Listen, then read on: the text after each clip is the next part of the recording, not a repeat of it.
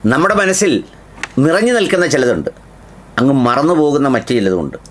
മറന്നു പോകുന്ന മാത്രമല്ല, ബോധപൂർവം മറപ്പിച്ച് കളയുന്ന ചിലത്. നമ്മൾ അത്രമേൽ അങ്ങ് ഓർക്കാത്ത ഒരു സംഗതിയാണ് നമ്മുടെ കഷായം രേഷ്മ.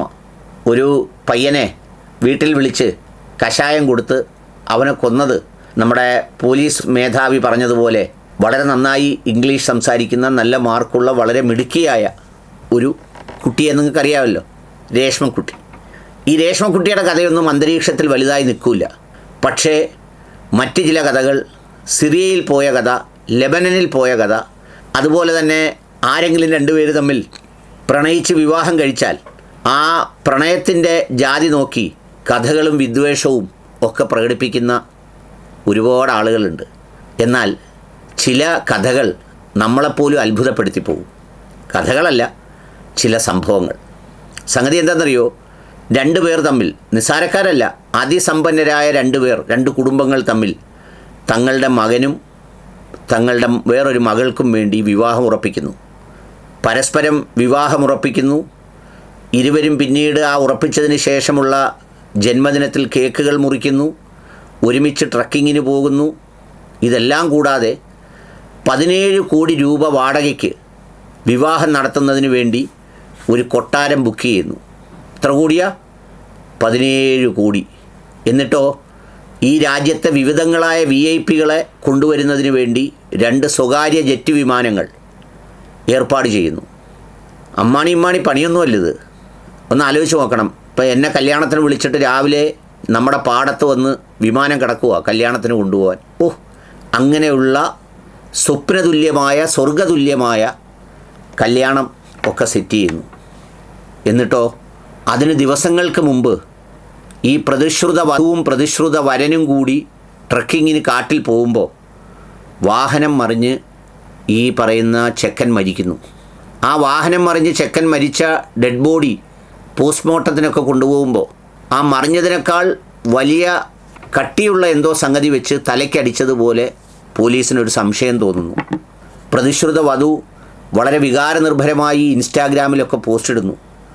എൻ്റെ ചക്കരമുത്തേ, എന്നോടൊപ്പം ജന്മദിനം ആഘോഷിച്ചിട്ട് ഒരുമിച്ച് ജീവിക്കാൻ തുടങ്ങിയപ്പോൾ നീ പോയല്ലോടാ പുന്നാര മോനേ എന്നൊക്കെ പറഞ്ഞ് സംഗതി ഇടുന്നു. പോലീസ് അന്വേഷിച്ച് ചെന്നപ്പോൾ എന്താ കാര്യം?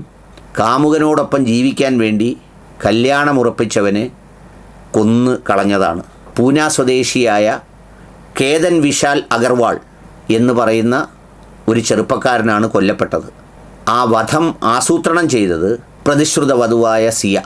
അവരുടെ ആഗ്രഹം എന്താണ്?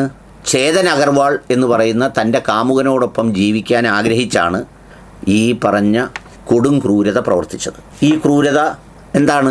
മനുഷ്യ മനസ്സിൻ്റെ ഒരു വികലമായ, ക്രൂരമായ, ദുഷ്ടമായ, ഭീകരമായ ഒരു അവസ്ഥയാണ്. ഇതിപ്പോൾ ചെറുതല്ലാത്ത രീതിയിൽ പല സ്ഥലങ്ങളിലും നടക്കുന്നുണ്ട്.